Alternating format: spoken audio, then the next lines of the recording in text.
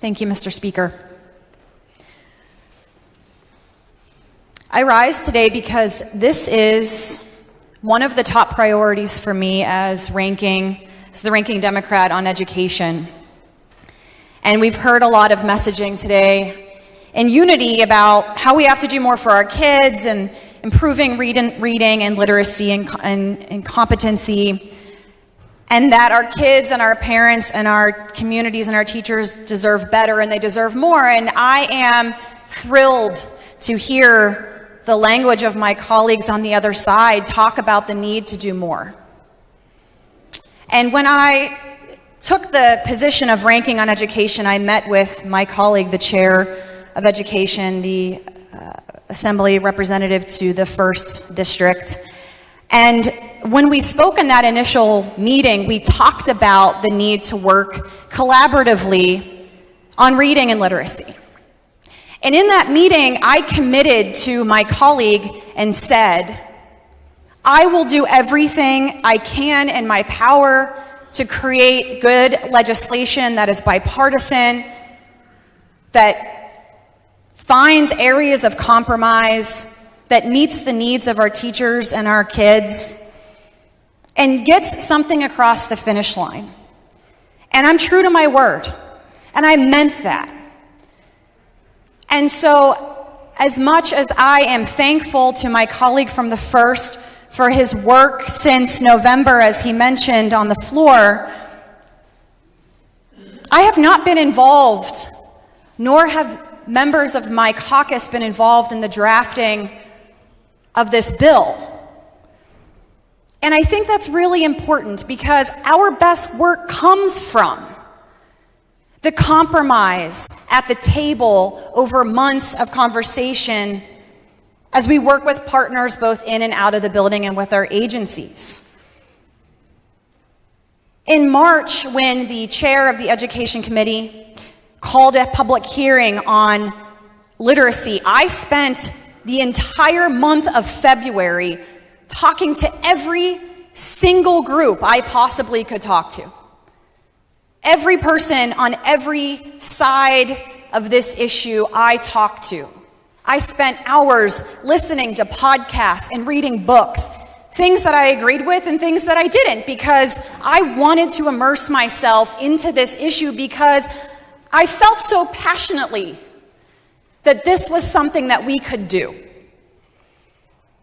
And in that informational hearing with the Senate, it was a joint informational hearing, we heard from folks around the country, we heard from stakeholders, we heard from DPI, and there were so many things we agreed on.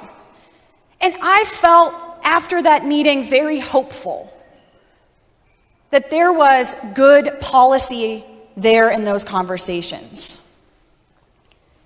And this is where the story takes a turn, because after that hearing, I heard nothing.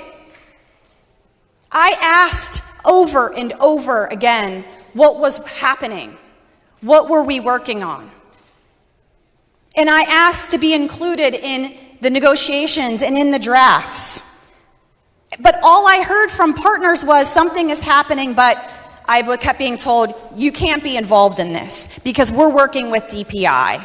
And if we're working with DPI, then we assume you all will be in support of it. And whether that may or may not be historically true in terms of our agencies supporting one party or the other, the truth of the matter is DPI is not a proxy for legislative Democrats, or especially those on the Education Committee. We all work together and have a role in the negotiations of good policy.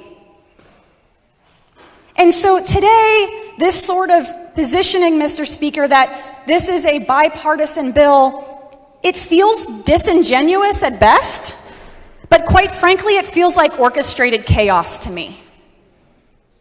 Because I got the bill when it came out last week, or whatever it was, a couple weeks ago, Monday.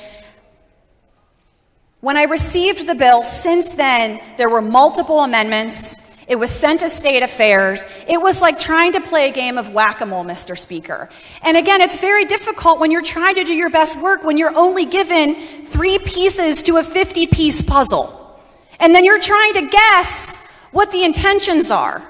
And you're running around in circles like a cat chasing your tail.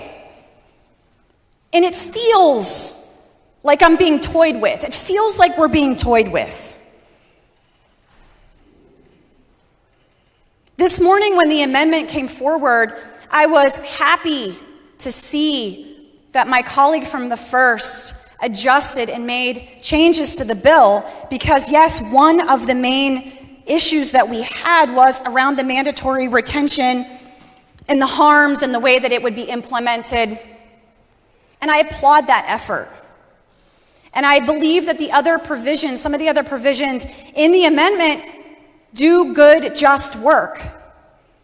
But it is incredibly difficult when someone drops an amendment on you on a bill that, as the author said, is very complicated. And we are given mere hours, and then the bill is moved to the top of the schedule for today. It feels disingenuous at best. It feels more like orchestrated chaos. There are so many good things in this bill that I wish I could vote for. I mean, the literacy screener, the professional development, the coaches, the curriculum updates. These are good provisions, and when we know better, we do better. But all of that being said, Mr. Speaker, there are too many unanswered questions, and perhaps if we had been a part of the process, we would know the answers. But due to the rush nature of this bill, we do not have them. And there's too many concerns about the implementation of the bill. And there's too much of a desire from our stakeholders to be a part of the process. People and communities do not like it when something is done to them. If you want to have them on your side, you bring them in. Our teachers are under incredible strain and stress. And one of the things that I am concerned about with this bill, and yes, the $50 million investment, that is great, but separated from the bill, which is very concerning, doesn't address the underlying issues in education. Now, I was told many times in the public hearing back in March that we were not to talk about school funding or other issues in public education. But again, it's like talking about one piece of a puzzle without seeing the whole elephant. If we do not have these answers provided to us, how can we know that this bill will be implemented with fidelity? Some key concerns, Mr. Speaker. Workforce development. If we are going to be investing in professional development training for teachers, who is paying for that? Is that coming out of the $50 million? Are districts supposed to pay for that? Is that an unfunded mandate? And furthermore, the letters training, which we hear over and over about when people quote the Mississippi Miracle, which there is no such thing as miracles in education. There is simply intention and sustainability and honest, transparent work. There are no miracles. There is intention and good policy.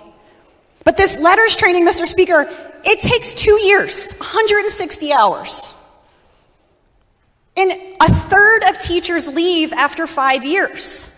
So as good stewards of our taxpayer dollars, Mr. Speaker, how do we know that that money is going to be invested? There is no one-size approach to reading and literacy. There are good things in here. But the effort around some and the organizing of this bill has been disingenuous at best and chaotic at worst.